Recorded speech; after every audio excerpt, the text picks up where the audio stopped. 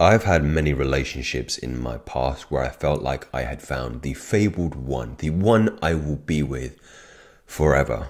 I think as men, our Achilles heel is romanticizing relationships, is making them seem more than what they were at that time, especially if you're young, especially if you've only ever had one or two relationships.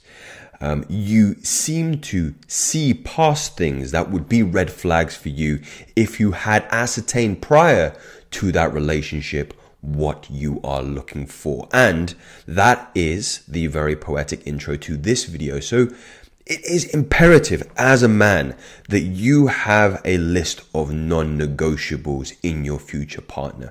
This is going to allow you discernment, and it's also going to allow you to stop wasting time on women that you just won't you just won't get, or who won't get you either. So it kind of works both ways. You save both of your time. So I've got another mind map coming at you, gentlemen. 5 traits for your future wife, how you know you found her.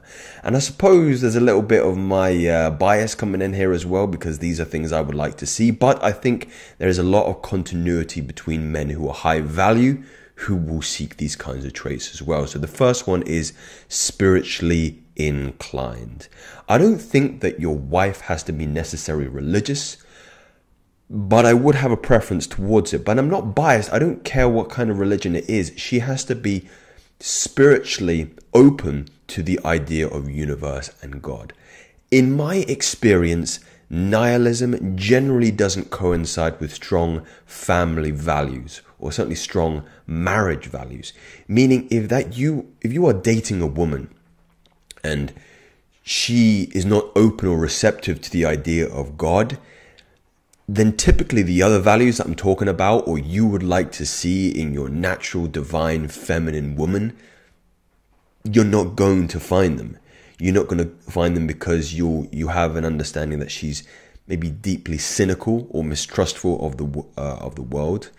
But I think some of these are coming up a little bit later. So spiritually inclined, I think that's the first one to start off with, because all of your values kind of branch out as a consequence of you being open and receptive to the idea of God in your life. The second point is the healthy relationship with the masculine, right?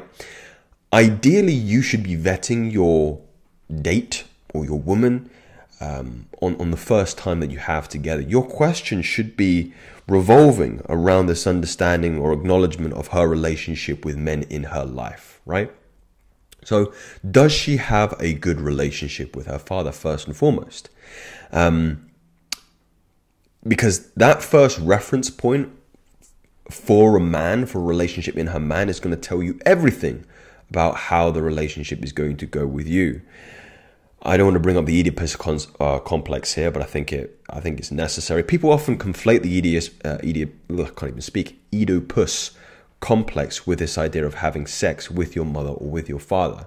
Well, that is not Freud's intention. The intention is just to show you that you are going to predicate all of your relationships based on the first one you have with each or other sex, meaning that your relationship with the men in your life will be predicated on the relationship with your father. The relationship with women you have in your life will be predicated on the relationship with your mother. If you have a poor or skewed or poisonous relationship with your father or with your mother, then you will see that projected in your relationship with other women and other men. That's just how things work. Typically, the first time you go through an action or a behavior or an approach with something is how you always go through them. Meaning, if the first interaction you have with a man, if you're a woman, is poor, you'll project that. And it's not even something that you have conscious control over. You have to do a lot of deep work to undo this. So ideally, she has a good, healthy relationship with her father. And also, maybe she's grown up in a home with brothers as well. I think that would certainly be advantageous, because she's got more reference point for what it's like to live with a man that's maybe closer to her age than her father. So I think this sets a really healthy precedent for somebody who has, again, just a good general understanding of what male energy feels like. That's very, very important. The third one is She has to practice health. It says more about her mind and her mentality than it does her body. Of course, there are some benefits with her keeping in shape. But the attitude of a woman that can continue to do hard work, to do what is right as opposed to what is easy, speaks volumes about her character. To be able to get up and continue to do that, I think speaks, again, volumes about her character and her mentality. She also understands the value of health and the value of attraction in the dynamics of a relationship.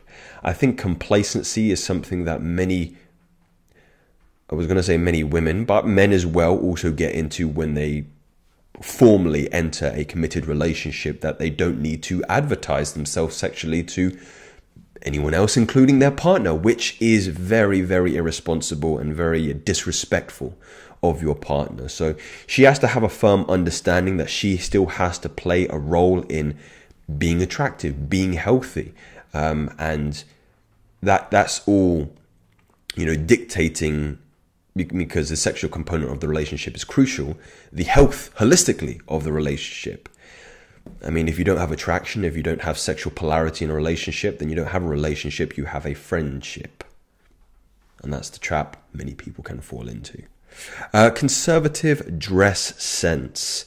This might be a particularly contentious one at times, but I really feel that how you choose to present yourself is a reflection of your inner personality. What you choose to wear, the garments that you wear, is a reflection of your security or your insecurity, perhaps. Now, there is a difference, a big difference, that a lot of women conflate and a lot of men conflate as well, between conveying natural feminine beauty, being attractive, being approachable, and conveying sexual availability through overexposure, right? One is reasonable up until a point, and moving past that point is another area altogether. Your wife, your partner, will be acutely sensitive to what I am conveying here. The context is largely going to dictate how you dress. I understand that, but she will be acutely sensitive. She'll have her fingers on the membrane of what is appropriate and inappropriate, depending on the context. For example, a public context, let's say you take your woman out for a nice meal, she should not be advertising herself sexually to other people publicly, right? But in a private setting where you are the only individual present, she has that comfortability. She has that, she wants to show that availability to you. Some women don't get that. There are some women, some people maybe are unnamed, that have girlfriends who wear things that it suggests the latter. It suggests, I mean, there's the classic one is like a blazer and a bralette, which is basically just a bra. You've missed a whole garment of clothing there. Where's your top? That starts to creep into the realms of conveying sexual availability through overexposing yourself. And women know what they're doing when they're doing this. They really do. And they'll play stupid, but they know better than even us. The last one, in my opinion, the most important one, is a deep sense of gratitude about the life she lives. This is a weird one for me, but my wife will have had some degree of suffering or hardship early on in her life. And that might sound, again, very, very strange to ask or require as a non-negotiable. But because my life hasn't been easy and I've gone through that hardship, I have an appreciation for basic human needs and the simple life. I cannot have a woman that has been given everything in her life on a silver platter, because she's going to have no appreciation for anything that I do, and she's never going to be content with the relationship within the context of, our time together. Finding value in the simple things in life is imperative, and is not lifted away or swept away by the traps of social media. Social media is a huge comparison device, meaning that you can compare your life from somebody halfway across the world from a different social hierarchy. And when you can do that, that is when you begin to become less content with the life that you have. Comparison is the thief of joy. I'm sure you've heard that platitude before many times, gentlemen. But it is true, and it will have an effect on a woman's and our psychology as well as men, and it will take away, you know, that quality of living. She needs to be grounded in life and basic human needs. Just to go back to that suffering point, because I didn't pass that out quite completely. Somebody that doesn't have that will always live a coddled and unrealistic, will live an unrealistic paradigm of how life is supposed to be.